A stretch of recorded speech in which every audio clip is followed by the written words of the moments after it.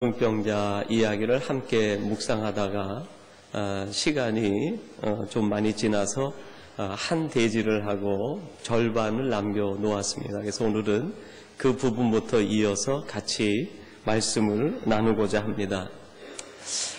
제 기억으로는 그 중학교 때인 것 같습니다. 학교에서 공부를 하는데요. 그때 제가 다니던 학교가 미션 스쿨이었고요. 그 학교를 설립하신 분이 그 아일라 깁스라고 하는 어머니와 송정윤 여사께서 함께 설립을 하시고요. 가나안 농군학교를 담임하시던 그 김용기 장로님께서 저희를 특별히 그 지원하셔서 학교가 정상 운영이 됐었습니다. 근데 한 번은 채플 시간에 그 아일라 깁스 어머니가 오셔가지고 설교를 하시는데 그런 말씀을 하시더라고요. 여러분 비행기 타보셨습니까? 뭐 시골에서 자라듯이 그 서울이지만은 변두리에서 자란 우리들이 비행기 내부가 어떻게 생겼고 비행기가 날 수 있다는 것만 생각해도 신기했던 때인데요. 비행기를 타보셨습니까? 그렇게 얘기를 하더라고요. 저희들이 꿀먹은 벙어리가 돼서 뭐라고 대답할 줄 몰라서 있는데 그 어머니가 그런 얘기를 하시더라고요. 비행기를 타고 하늘로 올라가면 그 위에는 구름이 솜처럼 쫙 깔려 있고 밑에는 비가 와도 구름을 뚫고 올라가면 거기는 햇볕이 쨍쨍 내리쬐는 전혀 다른 기상이 펼쳐진다. 그러면서 이제 우리에게 용기를 주는 거죠. 지금 힘들고 어려워도 그것을 참고 하나님 안에서 믿음 안에서 비상하면 그 위에 하나님이 찬란한 햇볕을 예비해 놓고 계십니다. 그 말을 여러 번 들었는데요. 믿어지지가 않더라고요. 어떻게 비가 오고 있는데 그 하늘에서 비가 오는데 그 하늘 위에 햇볕이 있을 수 있겠는가. 근데 제가 나중에 이제 신학을 하고요. 목회를 하면서 선교지를 가게 되면서 처음으로 비행기를 타보았어요. 비행기를 타면서 비행기가 이륙을 하면서 바퀴가 딱 떨어지는 그 순간에 저는 감격스럽기보다는요, 의자를 꽉 잡고 몸이 뜨니까는 몸이 뜨지 못하게 의자를 꽉 눌렀듯 그 기억이 나요. 그렇게 막 긴장을 하면서 정말 비행기가 구름을 뚫고 올라가니까 비가 오더라도 그 위에는 햇볕이 쫙쫙 내리쬐는 것을 경험했습니다. 그리고 비로소 제가 그 어머니 말씀이 맞네. 그렇게 제가 고백을 했어요. 여러분, 제가 말씀드리고 싶은 것은 비행기 안에 있으면 때때로 이 땅에서의 비가 온다 하더라도 비행기 안에 있으면 햇빛을 있는 곳으로 치고 올라가게 되는 거죠.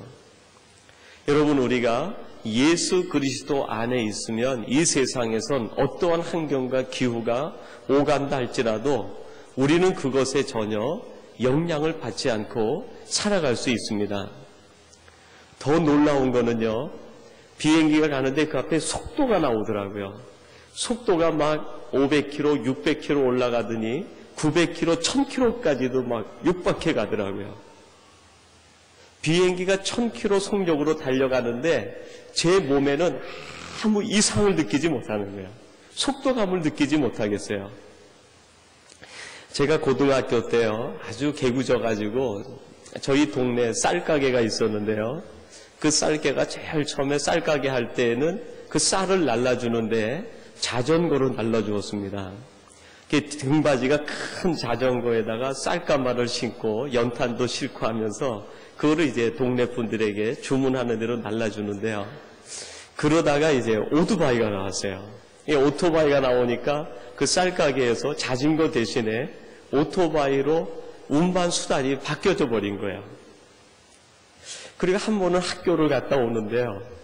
쌀가게 주인은 안 계시고 오토바이만 밖에 덩그러니 세워져 있더라고요. 근데 그거 타보고 싶은 유혹을 뿌리치지를 못하겠어요. 그래서 그냥 그 쌀가게 안을 들여다보고 밖을 돌이본 데다가 결국 어떻게 했을까요? 오토바이에 올라타고 시동을 걸고 해본다고 해봤는데요. 부르릉 하는 순간에 나는 뒤로 자빠지고 오토바이만 혼자 달려가더니 그 썩진 그 부르크담을 쳐가지고요, 부르크담이 그냥 완전히 넘어가 버린 거예요. 그날 제가 어떻게 됐을까요? 저희 아버님한테 거의 하마터면 여러분들도 못 만날 뻔했어요. 그 오토바이를요, 조금만 타고 가도 속력은 10km, 20km만 내도요, 바람이 부딪히는데 그 저항이 대단하더라고요. 그 바람을 내가 맞으려고 하니까 저항을 내가 견디지를 못하겠어요. 숨을 쉴 수 없을 정도로 바람이 입으로 치고 드는데요.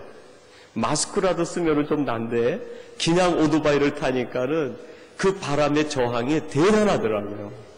50km 정도만 넘어가면은 이건 고개를 옆으로 하든지 밑으로 하든지 뭐 방법을 해야지 제대로 오토바이를 못 하겠더라고요. 근데 그 높은 하늘에서 1000km로 달리는데 비행기 안에 있으니까요, 마음 놓고 호흡하고 커피 시켜서 먹고 물 달래서 먹고 밥 주는 거 먹고 모든 게 다 해결이 되는 거예요. 여러분, 예수님 없이 내 의지로 살아가려고 하면 세상이 우리에게 주는 저항을 이겨낼 수가 없어요. 세상이 우리에게 10km, 20km, 30km의 저항만 주어도 우리는 그것을 우리 인간의 방법으로는 해결할 방법이 없는. 그러나 예수 그리스도 안에 있으면 세상이 1000km로 달려와도 누가 다 막아주십니까? 우리 주님이 다 막아주시는 거예요. 오늘 하루 우리 사랑하는 삼성교회 모든 교우들이 우리 주님 안에서 하루를 지낼 때 아마 사탄은요, 온갖 노력을 다해서 여러분들을 집요하게 공격했을지 모르겠어요. 그러나 우리 주님이 막아주셔서 오늘 이렇게 평안한 저녁 시간 하나님 앞에 나와 예배하게 된 것, 어찌 하나님의 은혜요 축복이 아니겠습니까? 여러분에게 이 하나님의 돌보심과 은혜가 예수 그리스도 안에 있을 때 여러분의 가정과 삶과 자녀들에게 넘치게 되기를 주님의 이름으로 축원합니다. 지난주에 우리가 문둥병자 얘기를 하면서 이 문둥병자가 세상에서 고칠 수 없는 그 질병의 문제를 안고 예수님에게 나가서 고침받은 이야기를 함께 나누었습니다.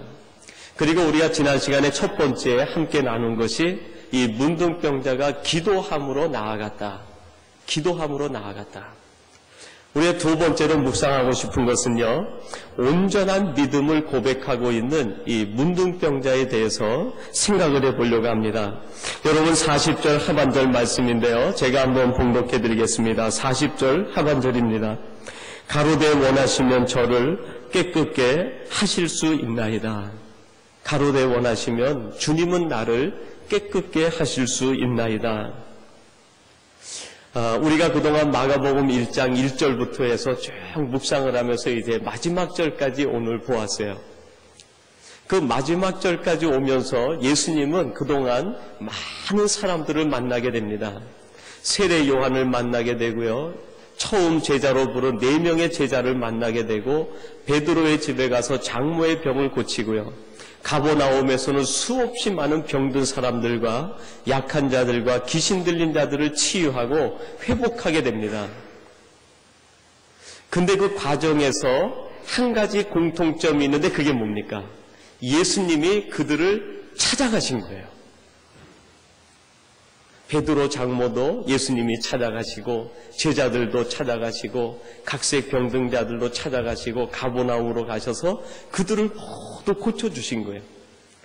그들의 의지나 고백 없이 우리 주님께서 이 땅에 오신 목적을 이루기 위해서 그들에게 찾아가셔서 치료하시고 회복하시고 그들을 새롭게 하신 거예요. 그런데 오늘 본문에 나오는 이 문둥병자의 경우는 그 경우와 달라요. 주님과 대화를 합니다. 내게 문제가 무엇이냐? 제게 이 문둥병 나는 문제가 있습니다. 내가 너에게 뭘 해주기를 원하느냐? 주께서 원하시면 저를 깨끗이 하실 수 있나이다. 뭘 고백하는 거예요? 믿음을 고백하는 거예요. 주님이면 하실 수 있습니다.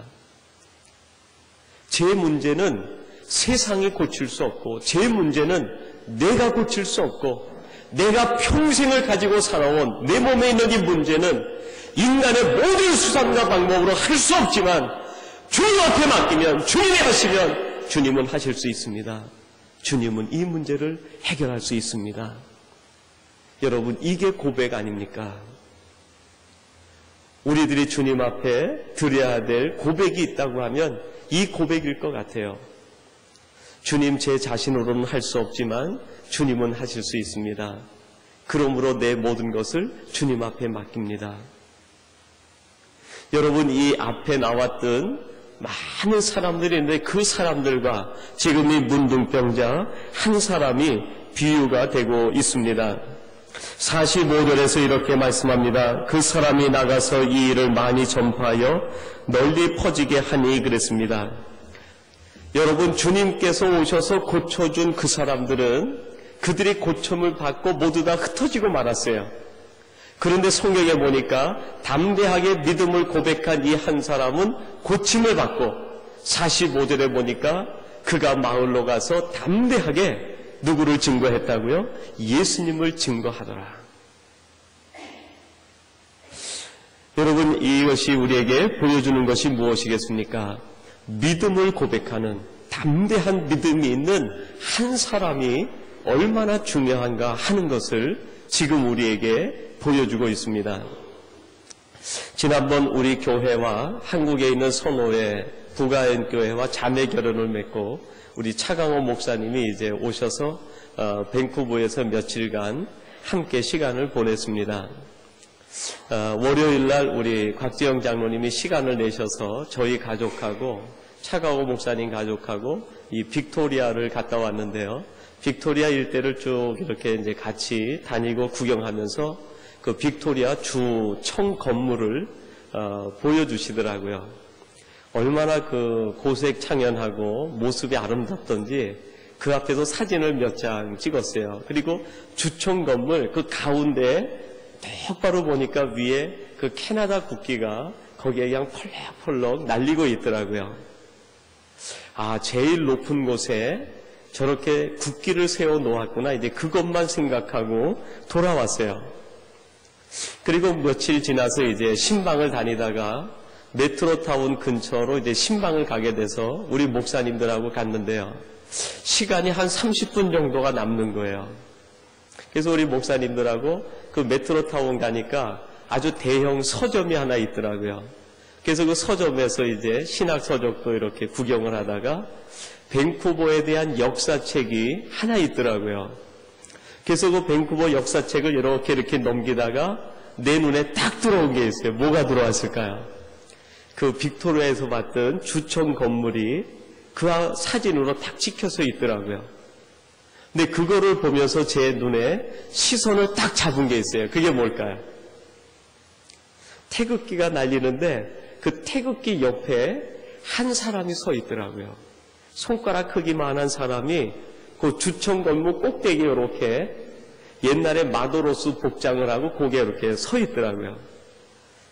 아, 이 사람이 누군가 해서 그 설명을 쭉 보니까 그 사람이 캡틴 밴쿠버더라고요. 밴쿠버를 처음 발견한 사람이라고 그러고 그 사람으로 인해서 밴쿠버가 역사적인 지리적인 세계에 드러나게 되고 그것이 알려지게 되었다는 스토리가 쭉 기록이 돼 있었어요. 밴쿠버 한 사람을 통해서 오늘날 수많은 사람들이 이 땅에서 삶의 보금자리를 얻게 된 것 아니겠습니까? 그거를 보면서 제 마음속에 그런 생각이 들었어요. 제가 우리 밴쿠버에 오니까 많은 목사님들이 그런 말씀을 하시더라고요. 우리 밴쿠버가 영적으로 많이 쇠퇴해가고 영적으로 많이 어두워졌다. 캡틴 밴쿠버가 지리적인 확장을 해나가고 지리적인 보금자리를 만들었다고 하면 이제 우리에게 뭐가 있어요? 제2의 미션이 주어진 거예요. 하나님이 우리를 삼성교회를 왜 이곳에 세워주셨을까요? 그것을 보면서 그런 확신을 가졌어요. 아, 하나님이 이 밴쿠버 땅에 이제 지리적인 확장과 지리적인 정복이 아니라 영적으로 이 땅을 정복하라고 하나님이 우리 교회를 세워주셨구나. 하나님이 우리 삼성교회 기둥 같은 우리 장로님들과 권사님, 집사님들, 성도님들을 세워주셔서 오늘에 이르게 하셨구나. 여러분, 문둥병자 한 사람이 바른 믿음과 신앙을 고백해서 가버나움 온 동네에 들어가서 예수님을 증거하고 선포합니다. 밴쿠버 한 사람이 이 땅을 발견하고 사람들에게 생활의 보금자리를 주었다고 하면 우리 삼성교회 성도님들 한 사람 한 사람은 이제 이 땅의 제2의 정복, 영적 정복을 해서 이 땅에 있는 수많은 사람들이 예수님을 알고 하나님 안에서 참된 영적 보금자리를 깨닫고 하나님을 찬양하고 하나님을 영화롭게 하는 이 땅, 이 진원지가 되고 그 중심에 여러분들이 계시기를 주님의 이름으로 축원합니다. 여러분이 믿음을 고백하는 사람은요, 우리 주변이 얼마든지 얼마나 어렵든지 그것 때문에 흔들리지 않습니다. 아마 여기 계신 우리 모든 교우들 중에 대부분이 그 낮은 대로 임하소서라고 하는 안요한 목사님이 쓰신 그 책을 보셨을 것 같아요. 책을 보지 못하셨으면 아마 그 영화라도 보셨을 것 같아요. 그 책 속에 보면은 그런 이야기가 하나 소개되어져 있습니다. 이 목사님이 이제 목사 안수를 받으시고요, 이것저것 간증을 하시고 말씀을 전하러 다니시다가 한 번은 학교의 채플에 이분이 초청을 받아서 가시게 됐어요.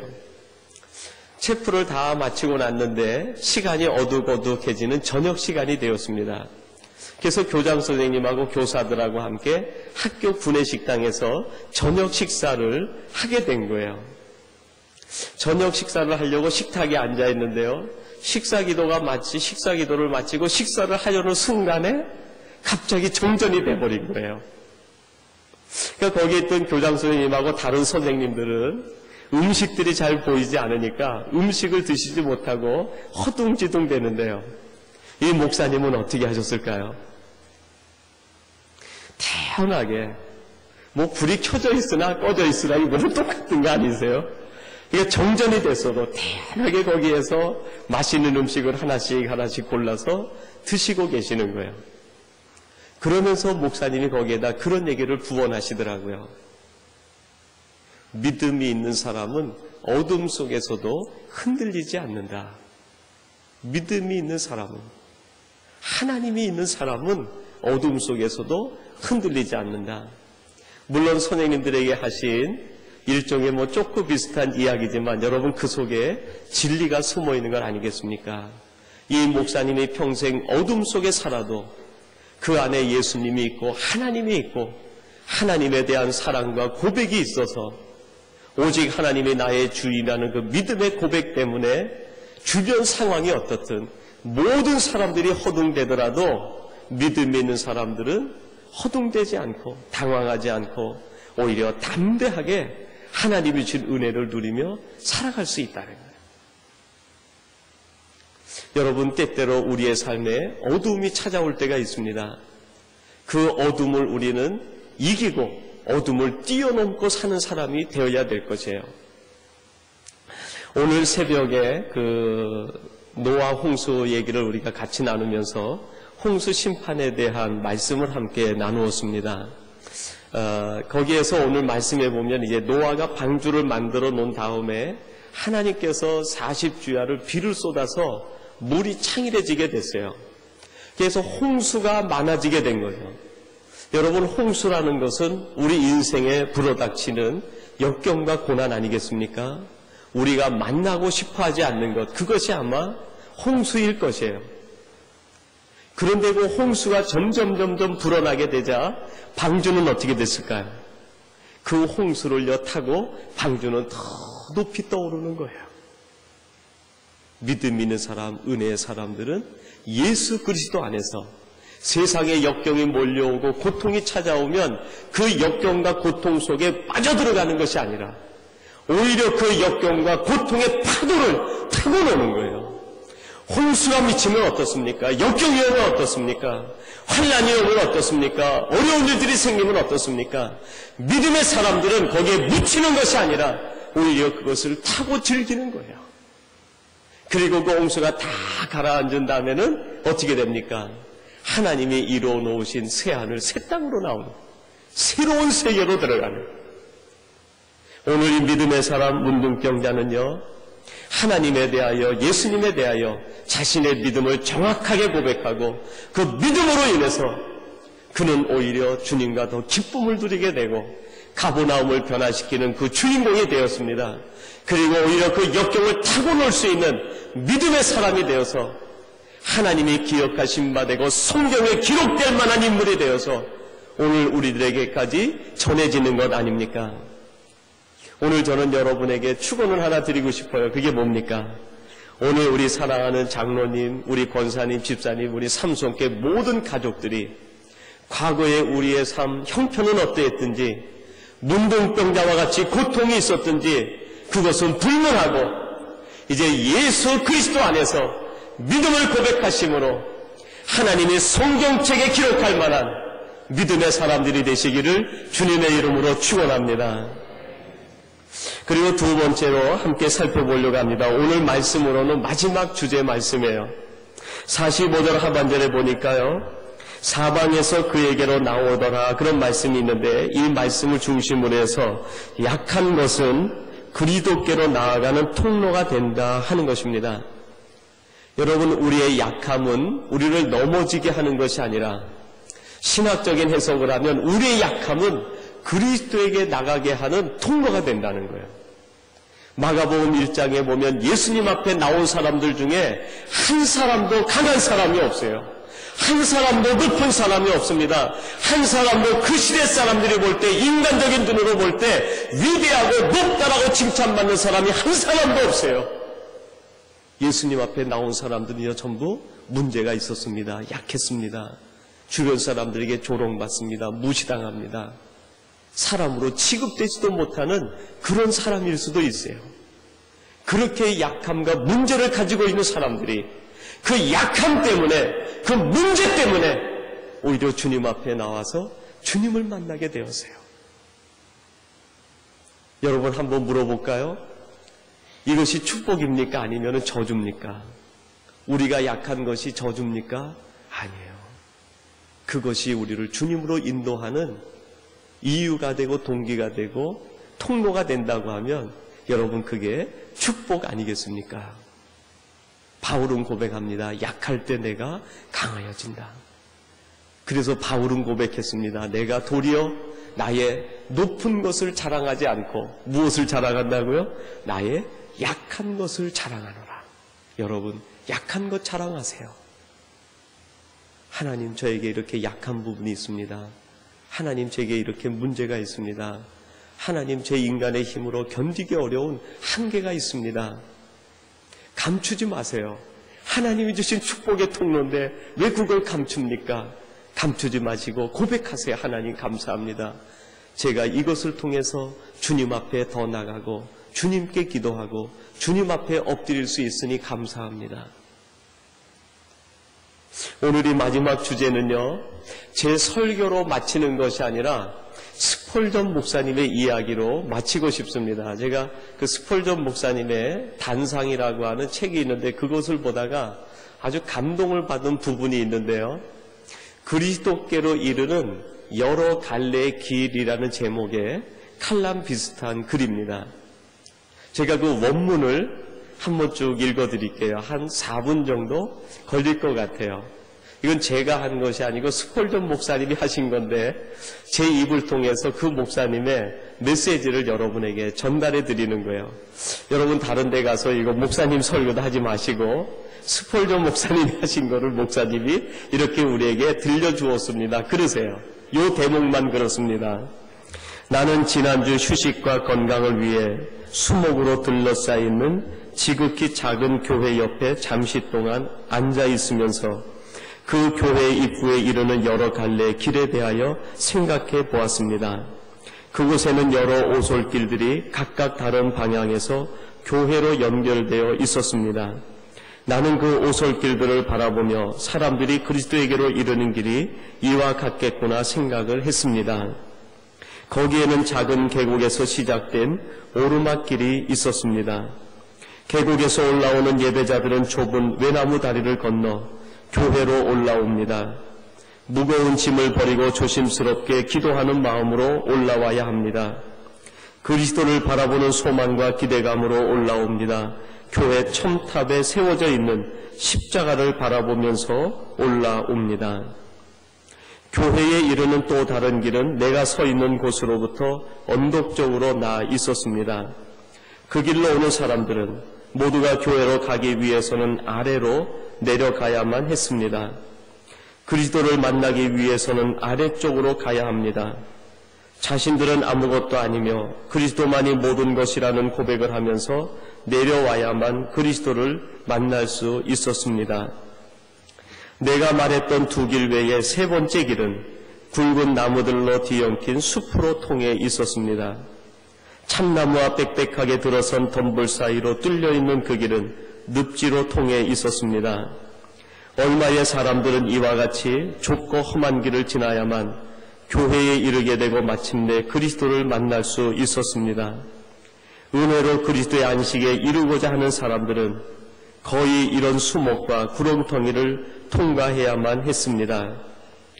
이제 나는 농사일로 분주한 밭에서 시작된 또 다른 길을 보았습니다.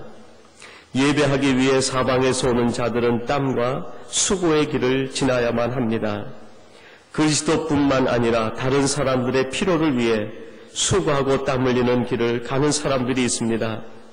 그리고 교회에 이르러서는 자신들의 세상에서 사용하고 있었던 쟁기와 낫과 괭이들을 다 내려놓고 오직 성경만을 가슴에 품고 교회로 들어가야 합니다. 늘 설교만을 하던 나는 하나님께서 나를 위해 미리 작성해 놓으신 하나님의 설교를 들었습니다.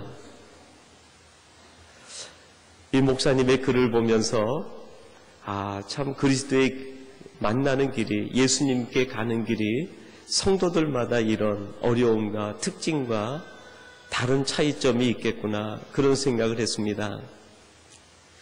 그러면서 제가 우리 교회를 생각해 봤어요. 우리 삼성교회를 이렇게 생각해 보니까 UBC 쪽에서도 내려와야 되고요. 여러분, 우리 BC주의 지식의 메카 아닙니까?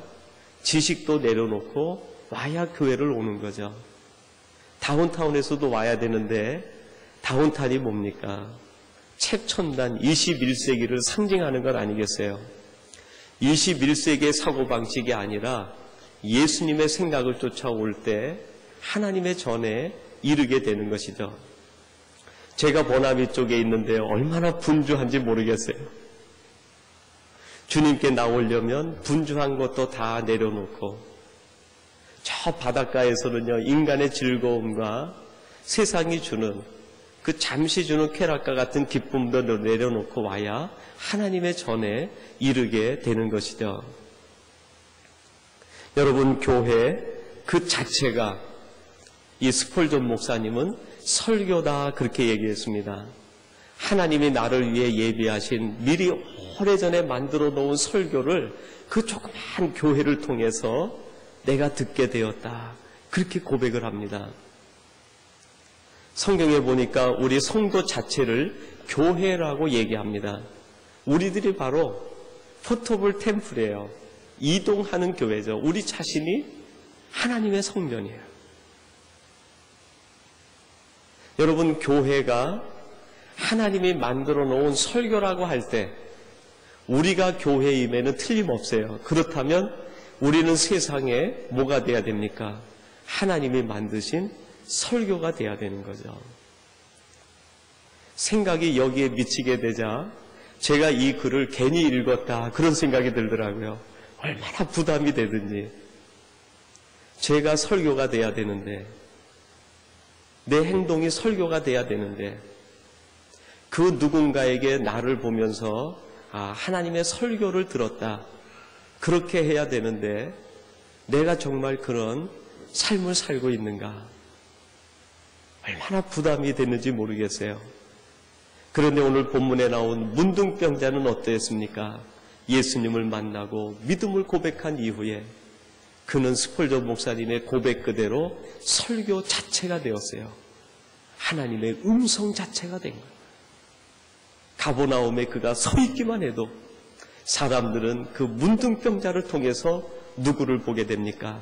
하나님의 음성을 듣고 하나님의 설교를 듣게 됐어요. 저는 부족한데 제가 우리 삼성교회 교우들을 볼 때는 자부심이 있어요. 어떤 자부심일까요?